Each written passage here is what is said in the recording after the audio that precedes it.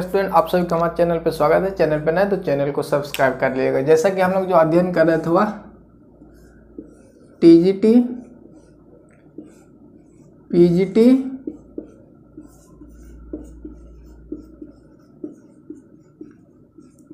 Commerce का हम लोग अध्ययन कर रहे हैं। तो ये जो आज का जो सेशन है वह आपके लिए क्वेश्चन बेस्ड सेशन है। क्या क्वेश्चन बेस्ड सेशन है? इसमें हम लोग देखेंगे जो प्रीवियस ईयर का क्वेश्चन आपको पूछा गया है शिक्षक संबंधित यूजीसी टीजीटी पीजीटी एवं जितने भी टीचर संबंधित आपको है, असिस्टेंट प्रोफेसर और यूजीसी नेट और अदर स्टेट का टीजीटी पीजीटी जो है, एलटी ग्रेड का जितनी भी सारी टीचर संबंधित आपको मल्टीपल क्वेश्चन चॉइस जो हैं उन्हें हम लोग डील करेंगे। पहले तो पीजीटी टीजीटी का क्वेश्चन देखेंगे, यूपी का जितने भी सारे अदर स्टेट हैं उन सभी का यूपी टीजीटी एवं पीजीटी का क्वेश्चन को सॉल्व करेंगे। उसके बाद जो हम लोग का क्वेश्चन करेंगे जो कॉमर्स सब्जेक्ट है उसमें जितनी भी मल्टीपल क्वेश्चन का जो एग्ज़ाम हुआ है अभी तक उनको भी हम लोग अध्ययन करेंगे। जैसे असिस्टेंट प्रोफेसर हो गया, यूजीसी नेट हो गया, इन सभी का भी हम लोग कॉमर्स का ऑब्जेक्टिव चैप्टर वाइज कवर करेंगे। ध्यान दीजिएगा, जो चैप्टर वाइज कवर करेंगे, जितने भी एग्जाम में अभी तक पूछे गए थे उनको चैप्टर वाइज कवर करेंगे हम लोग। तो चैनल पर नए हैं तो चैनल को सब्सक्राइब कर लीजिएगा। ये जान लीजिए कि ये सेशन आपके लिए बहुत ही लाभदायक होगा क्वेश्चन बेस। इससे आपको ये पता चलेगी कि किस तरह से क्वेश्चन पूछी जाती है और मैक्सिमम चांसेस रहते हैं कि इसी प्रकार के क्वेश्चन आपको देखने को मिलेंगे। 30 से 40% आपको क्वेश्चन प्रीवियस ईयर का क्वेश्चन रहते हैं। तो इसे ध्यान से पढ़ें और नीचे कमेंट करें। क्वेश्चन जब आपके सामने स्लाइड आएगी तो आप नीचे कमेंट करें यदि क्वेश्चन को जानते हैं। तो इसके बाद हम लोग क्वेश्चन को डिटेल में भी अध्ययन साथ में ही करेंगे। तो यदि आप नहीं जानते तो आपको डिटेल में पढ़ाएंगे। चलिए देखते हैं क्वेश्चन नंबर 10 तक हम लोग किए थे, 11 से आज स्टार्ट करेंगे। चलिए चैनल को सब्सक्राइब कर लीजिए यदि आप टीजीटी पीजीटी की तैयारी कर रहे हैं तो, क्योंकि ये सेशन आपके लिए बहुत ही बेनिफिशियल साबित होने वाला है। क्वेश्चन नंबर 11 पे चलते हैं। क्वेश्चन नंबर 10 हम लोग कर लिए थे पिछली क्लास में। पिछली क्लास नहीं देखें तो आपको डिस्क्रिप्शन में लिंक है, वहाँ से देख लीजिएगा। क्वेश्चन नंबर 11 आपके वह CGPSC असिस्टेंट प्रोफेसर 2014 में क्वेश्चन पूछी गई थी। तो जितनी भी सारी क्वेश्चन हम लोग कर रहे हैं वह प्रीवियस ईयर में क्वेश्चन जो टीचर संबंधित उसमें पूछे गए। तो चलिए क्वेश्चन नंबर 11 देखते हैं। A dominate partner is one. आपको बताना है कि डोमिनेट पार्टनर कौन है। Option number A, who has a small financial interest in the business. Option number B, who represent himself as partner of holding out. Option number C, who neither contribute any capital not takes any active part in the management. Option number D, a partner who has large finance interest in the business. और option number E है आपको, who is not the known to outsider but process real interest in the business and share the profit of business. तो इसका सही option आप बताएंगे, comment करके नीचे बताएंगे। इसका सही ऑप्शन हो जाएगा ऑप्शन नंबर ई हो जाएगा सही ऑप्शन। आपको पूछा गया है डोमिनेट पार्टनर यानी प्रधान साझेदार। हिंदी वाले देखेंगे प्रधान साझेदार। क्या है? प्रधान साझेदार। प्रधान साझेदार किसे कहते हैं? प्रधान साझेदार वह साझेदार होते हैं, ध्यान दीजिएगा, प्रधान साझेदार वह साझेदार होते हैं जो बाहरी व्यक्ति को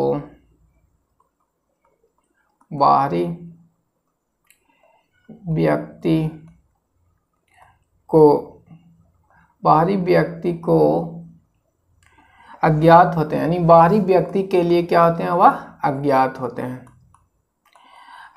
होते हैं और व्यावसायिक कार्य में ये पूर्णतः सहभागिता करते हैं व्यावसायिक कार्य में, और ये अपना प्रॉफिट में से शेयर भी लेते हैं। क्या लेते हैं? Share in profit. He get share in profit. तो प्रधान साझेदार वह हैं जो पब्लिक के लिए अननोन होते हैं, किंतु वो व्यवसाय में अपनी सहभागिता पूर्ण रूप से रखते हैं और शेयर जो है वह प्रॉफिट में वो पाते हैं तो उसे डोमिनेट पार्टनर्स कहते हैं। तो क्वेश्चन नंबर 11 समझ में आ गया होगा। ये क्वेश्चन आपके लिए इंपॉर्टेंट है, डोमिनेट पार्टनर। क्वेश्चन नंबर 12 देखेंगे हम लोग। क्वेश्चन नंबर 12 है the concept of conversation refer to taking into account. आपको बताना है कि कंसेप्ट ऑफ कन्वर्सेशन की जो नियम है वह क्या कहता है, ये आपसे पूछा जा रहा है। तो ऑप्शन नंबर ए है all profits, option number B है only cash profit, option number C है ओनली प्रॉफिट रियलाइज, और ऑप्शन नंबर डी है आपको profit realise and all possible losses. तो इसका सही ऑप्शन हो जाएगा option number D, right option हो जाएगा। कंसेप्ट ऑफ कन्वर्सेशन का मतलब है कि यदि कोई भी प्रॉफिट आप जब तक रियलाइज नहीं कर लेते हैं, प्राप्त नहीं करते हैं, आप उसे एंट्री नहीं करेंगे। वहीं लॉसेज में कहा गया है इस सिद्धांत के अंतर्गत कि आपको लॉसेज यदि अनुमानित है, भविष्य में संभावित है कि लॉस होगा, तो उसे हम लोग रिकॉर्ड करेंगे। तो कंसेप्ट ऑफ कन्वर्सेशन समझिए। कन्वर्सेशन में क्या कहता है? प्रॉफिट रियलाइज, जब तक आप प्रॉफिट प्राप्त नहीं कर लेते हैं नहीं एंट्री करना है, जबकि लॉस में ऐसा बात नहीं है। आपको संभावित है कि लॉस होगा तो आपको प्रोविजन कर लेना है। तो इसे हिंदी में कहते हैं रूढ़िवादिता सिद्धांत। ठीक है, तो रूढ़िवादिता सिद्धांत क्या है? इसमें हम लोग प्रॉफिट को जब तक प्राप्त नहीं करेंगे, गेन नहीं कर लेते हैं, तब तक एंट्री यानी रिकॉर्ड नहीं करेंगे। और वहीं लॉसेज में है कि यदि आपको संभावित है कि लॉस होना है तो प्रोविजन कर लेते हैं। ये कंसेप्ट ऑफ कन्वर्सेशन है, याद रखिएगा concept of conversation. Question number 13 देखेंगे आपके सामने। क्वेश्चन नंबर 13 है capital account is open in case of. Capital account open in case of option number A merger, option number B partnership of business, option number C purchase of business, और option number D trading account. तो इसका सही option आप बताएंगे। आपको बताना है कि पूंजी खाता किस अवस्था में खोली जाती है, ये बताना है आपको। तो पूंजी खाता खोली जाती है, इसका सही ऑप्शन नंबर बी है पार्टनरशिप ऑफ बिजनेस। पूंजी खाता पार्टनरशिप में खोली जाती है क्योंकि इस पूंजी खाते में साझेदार की जितनी सारी भी प्रॉफिट एवं लॉसें हैं उसको हम लोग क्या करते हैं? रिटर्न करते हैं, यानी लेखा करते हैं, रिकॉर्ड करते हैं। पूंजी खाते में साझेदारी फंड के व्यवसाय में खोला जाता है। इसमें जो है वह जितनी कमीशन, वेतन या गुडविल, जैसे गुडविल आपको बताए थे ओल्ड गुडविल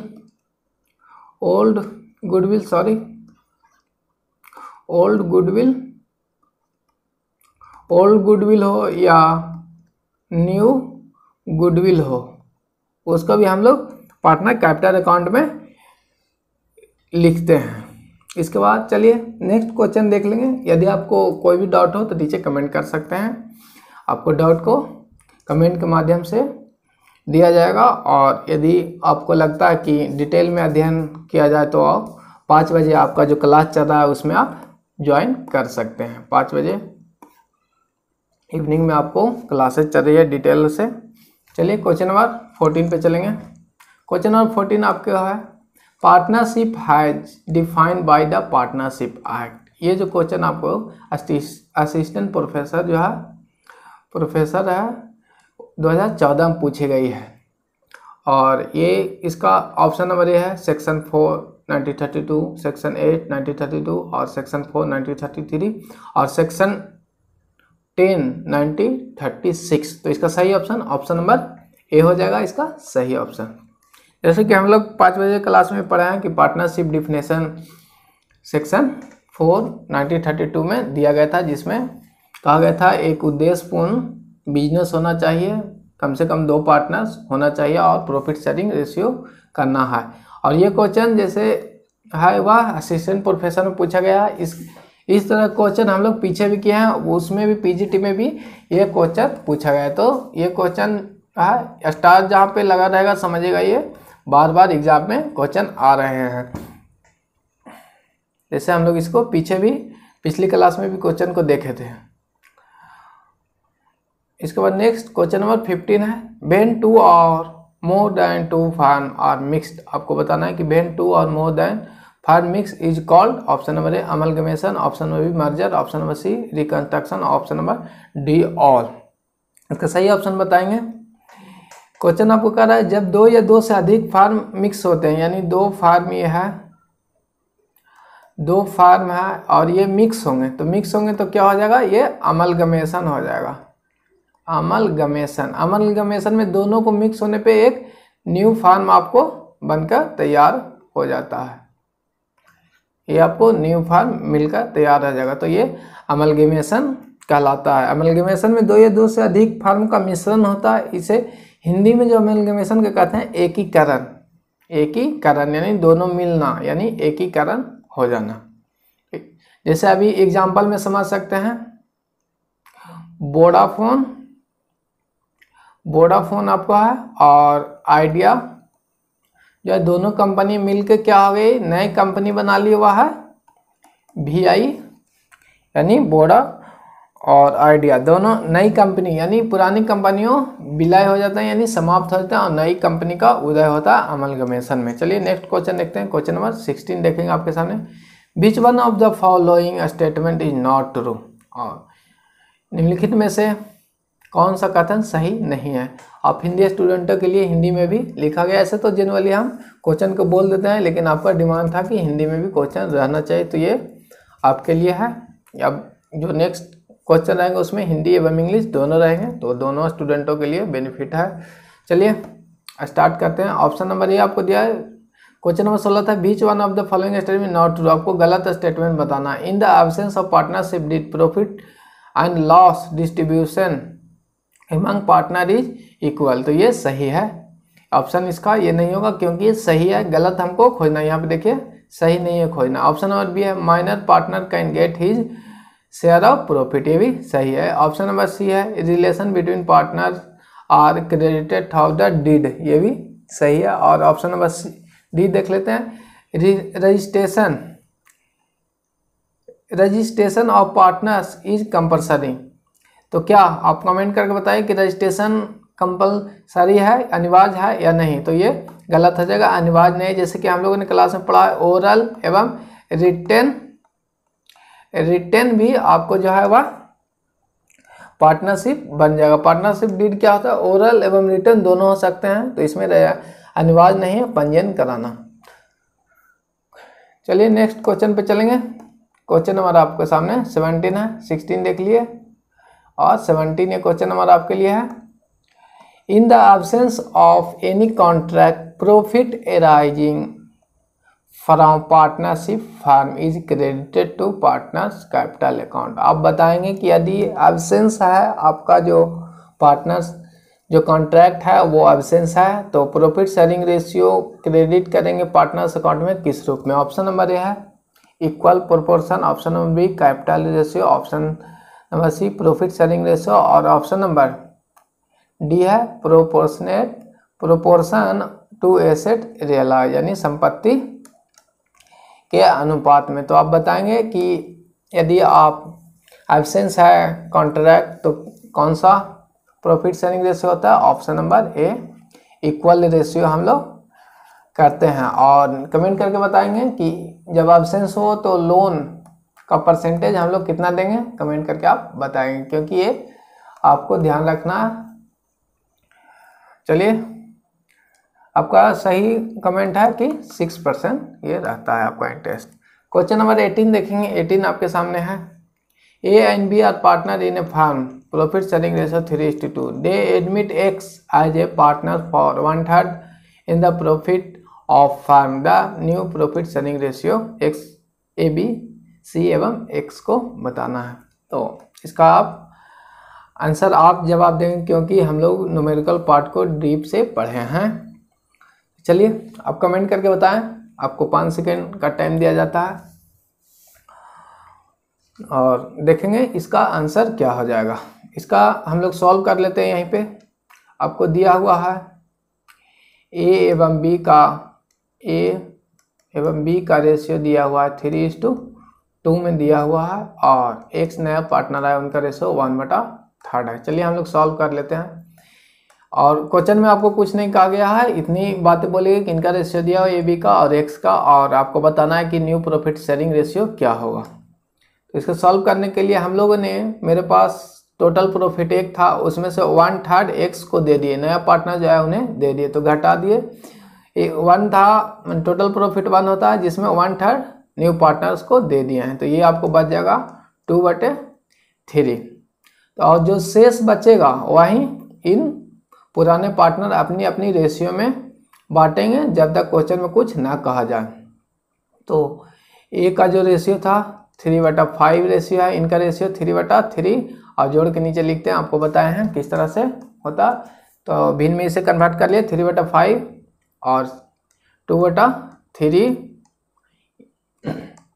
तो ए का न्यू रेशियो निकल जाएगा, 3 से 3 कट जाएगा तो 2/5, और उसके बाद बी का न्यू रेशियो निकालने के लिए 2/3 शेष है, इसमें से इन्हें मिलेगा अपना जो रेशियो पुराना वाला था 2/5, तो इनका हो जाएगा 4/5।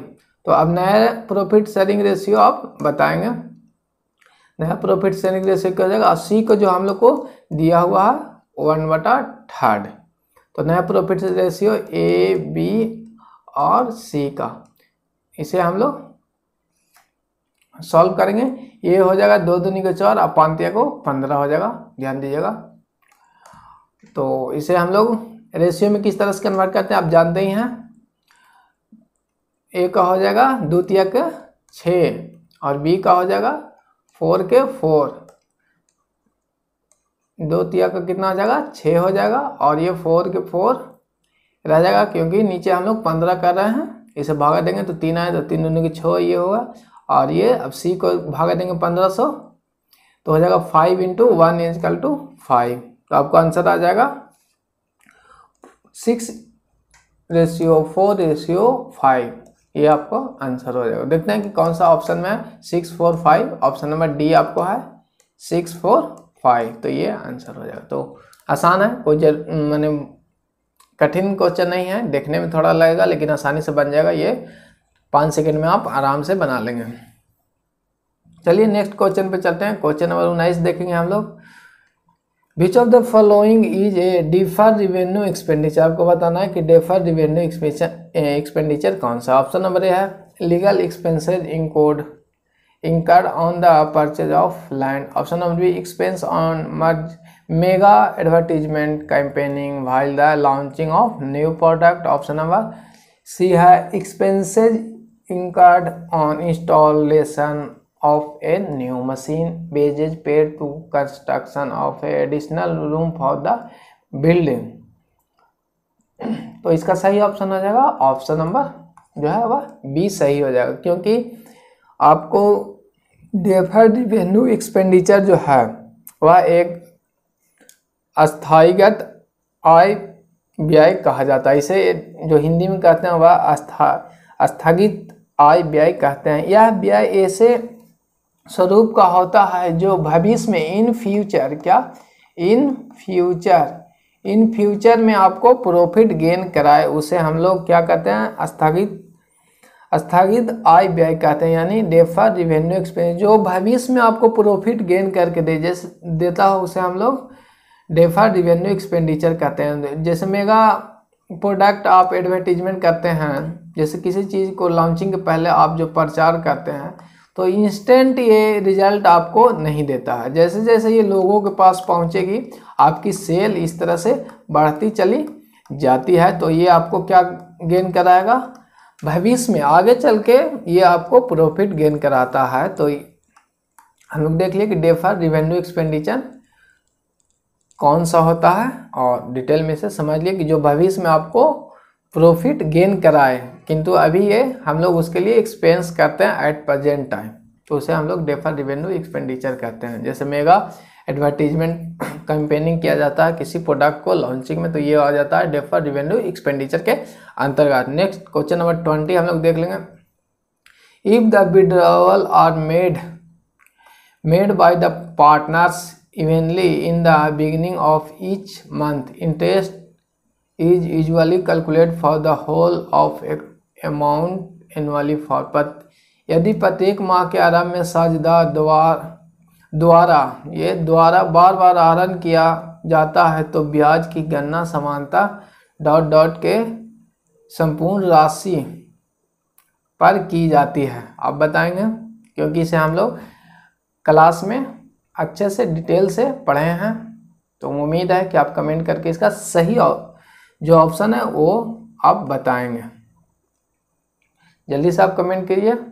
चलिए, आपका भी जो कमेंट है वह सही आ गया है कि 6.5 मंथ यानी 6.5 मंथ को लेंगे। जब प्रत्येक मंथ के आरंभ में स्टार्टिंग करता है तो 6.5 मंथ, और मिडिल में प्रत्येक मंथ को करेंगे तो वह 6 मंथ, और 5.5 मंथ जो है वह लास्ट को डेट को जब निकालेगा। तो ये each month withdrawal same amount किया जाता है। तो ये एवरेज ड्यूरेशन आपको बताए थे याद रखने के लिए। ईच मंथ बोले यानी एक मंथ का अंतर, तो इसे हम लोग डिवाइड करके 6 में जोड़ देते हैं, पहले रहे तो, और लास्ट में रहे तो क्या करते हैं वो घटा देते हैं। तो यही आपको ट्रिक बताए थे इसे याद रखने के लिए। यदि भूल जाते हैं तो इसका सही ऑप्शन नंबर डी हो जाएगा, 6.5 मंथ। इसके बाद नेक्स्ट 21 देखेंगे। When the goodwill is bought by the incoming partner. आपको बताना है कि इनकमिंग पार्टनर्स जो हैं वह the form goodwill amount is credited to the old partners in. आपको बताना है कि जब आने वाले साझेदार द्वारा नगद के रूप में ख्याति लाया जाता है तो ख्याति को पुराने साझेदार के लिए ... में क्रेडिट किया जाता है। आपको बताना है कि हम लोग क्रेडिट किस अकाउंट में करेंगे। गुडविल के बारे में हम लोग डिटेल से पढ़े हैं। तो चलिए, आपका कमेंट का वेट कर रहे हैं। इसका ऑप्शन नंबर ए जो है old profit sharing ratio, option number B है new profit sharing ratio, option number C है सैक्रिफाइसिंग रेशियो, और ऑप्शन नंबर डी है ओल्ड कैपिटल रेशियो। तो इसका सही ऑप्शन हो जाएगा option number C. When the goodwill is bought by the partner. ये नए पार्टनर के द्वारा गुडविल लाया जाता है तो गुडविल को जो क्रेडिट किया जाएगा ओल्ड पार्टनर में, वह सैक्रिफाइसिंग रेशियो में, जिस अनुपात में वह अपना प्रॉफिट शेयरिंग रेशियो सैक्रिफाइस करेंगे उसी रेशियो में गुडविल को ओल्ड पार्टनर क्या करेंगे, वो डिस्ट्रीब्यूट कर लेंगे, डिस्ट्रीब्यूट कर लेते हैं। चलिए, क्वेश्चन नंबर 22 देखेंगे हम लोग। आपको 20 मिनट का सेशन हो गया है। चलिए 22 देख लेते हैं। आपको जो डिमांड था कि 10 क्वेश्चन से प्लस कराया जाए, तो नेक्स्ट जो क्लास होगी उसमें 20 से 25 क्वेश्चन आपको कराएंगे। इसमें जो है वह आपको वही क्वेश्चन रहेगा जो एग्जाम में आपको आ चुके हैं, और जो ये क्वेश्चन आप देखेंगे कि बार बार रिपीट होते रहेंगे, सेम ही क्वेश्चन आते रहते हैं। तो ये जो परसेंटेज है इस तरह के क्वेश्चन आने का, वह 40% आप उम्मीद रखिए कि इससे आ जाएगा। आपको क्लास है वहाँ से भी क्वेश्चन आपको चैप्टर वाइज है, तो सारा सिलेबस हम लोग कवर कर लेंगे जितना समाप्त करेंगे हम लोग। तो इसमें आपको 40% एग्जैक्ट मिल जाएगा, बाकी इसी पे थ्योरी बेस पे रहेगा। थ्योरी बेस भी यहाँ पे समझा रहे हैं, तो समझिए आपका तैयारी 100% कराई जा रही है। तो चैनल पे बने रहें। और आपका जो है वह अभी हम ये क्वेश्चन सेशन संडे, मंडे और ट्यूसडे को लाएंगे, और आपका डिमांड रहा तो ये भी वीकली कर देंगे क्लास की तरह ही। इसे भी हम लोग सप्ताह में 6 दिन करेंगे। जैसे क्लास हम लोग सप्ताह में 6 दिन कर रहे हैं, उसी तरह से क्वेश्चन सेशन भी करेंगे। क्वेश्चन सेशन मान लीजिए आपको बहुत ही बेनिफिशियल होगा। चलिए क्वेश्चन देखते हैं। क्वेश्चन नंबर 22 देख लेते हैं। X and Y are partners and sharing profit loss in the ratio of 4:3। They admit Z in the partnership giving 1/3 share in the profit and loss. If Z receive his share from the X and Y equally portion, the share of Y profit loss in future will be। आपको बताना है कि Y का profit ratio, नया profit ratio क्या होगा। चलिए इसे सॉल्व कर लेते हैं। ऑप्शन देख लेते हैं। ऑप्शन नंबर ए है 11:42, ऑप्शन बी 17:42, और सी है 14:42, और डी है 28:42। तो इसका सही ऑप्शन हम लोग सॉल्व करके देखते हैं कि क्या इसका सही ऑप्शन आएगा। चलिए, आपको दिया हुआ है x एंड y का जो रेशियो है वह 4:3 है। क्या है? 4:3 है। तो x का जो रेशियो हो जाएगा 4/7 और y का रेशियो हो जाएगा 3/7। और z नया पार्टनर्स ये आपको y है। z नया पार्टनर है, इनका जो रेशियो है वह आपको 1/3 दिया गया, लेकिन इनका जो 1/3 इनका जो प्रॉफिट रेशियो मिलेगा वह इक्वल देंगे, x एंड y देंगे। ये क्वेश्चन में आपको कहा गया x and y give equal. तो 1/3 का इक्वल यानी 50-50 देंगे तो 1/6 हो जाएगा, और ये भी 1/6 देंगे। तो किस तरह से 1/6 हो गया? 1/3 का इक्वल देंगे, यानी आपको जैसे हम बताए थे कि 100 रुपया है और दो पार्टनर, दो आदमी बी एवं ए जो है 50-50 देंगे, तो ये 50 ये देंगे, 50 ये देंगे, जनरली है। तो ये 50 किस तरह से है, जो देखिए 100 जो है इसको आधा देंगे, तो ये आपको 50 इस तरह से फाइंड आउट हो। उसी तरह से 1/18 दिन का था और 50-50 देंगे यानी आधा आधा देंगे, तो 1/2 गुना करेंगे तो आपको आ जाएगा 1/6। तो ये आपको फाइंड आउट हुआ 1/6 आपको ये सब दिया जाएगा इनके द्वारा। इसके बाद जो है कहा गया कि 1/6 देंगे y और 1/6 देंगे x। तो x के पास कितना था? x के पास जो था वह 4/7 था, और ये अपना जो शेयर 4/7 में से 1/6 दे दिए हैं z को। उसी तरह से y है, इनका जो रेशियो था ओल्ड रेशियो 3/7 था, और ये अपने पास से 1/6 जो है वो दे दिए थे z को। तो हम लोग घटा देंगे, क्योंकि आपके पास 100 रुपया 50 रुपये दे दिए, तो आपको जनरली कि आपके पास क्या बचेगा उसको हम लोग क्या करते हैं? डिडक्ट करते हैं, घटाते हैं। तो इसे हम लोग सॉल्व कर लेंगे। 42, 24 और ये आ जाएगा 7। इसे सॉल्व करेंगे तो आपको आ जाएगा 17/42। लेकिन आपको बताना किसका है? क्वेश्चन में पूछा गया था कि बाई शेयरिंग प्रॉफिट रेशियो, तो बाई को भी निकाल लेते हैं। 42 11/42 आ गया। तो ये आंसर हो जाएगा 11:42 आंसर आपका हो जाएगा। ऑप्शन नंबर ए देखिए 11:42 आ जाएगा। क्वेश्चन ध्यान दीजिएगा, एग्जाम में आपको आएगा बाई को पूछने के लिए, तो हम लोग सिर्फ बाई को ही निकालेंगे, एक्स को नहीं निकालेंगे, क्योंकि ये इनका कोई ज़रूरत ही नहीं था। हम लोग सीधे बाई को निकाल के हम क्विक 10 सेकेंड में आंसर बना देंगे। तो आज के लिए हम लोग क्लास यहीं पर रखते हैं। जैसे क्लास का सेशन हम लोग 20 मिनट का था, ये आपको 25-26 मिनट हो गया है। तो कोशिश करेंगे कि आपका डिमांड था कि 20 क्वेश्चन किया जाए, तो नेक्स्ट क्लास से हम कोशिश करेंगे कि 20+ क्वेश्चन कराया जाए आपको। तो टाइम आपको 30 मिनट लग जाएगा, 20 क्वेश्चन कराएंगे, क्योंकि डीप से आपको बताना भी रहता है, समझाना भी रहता है, तो थोड़ा टाइम लग जाता है।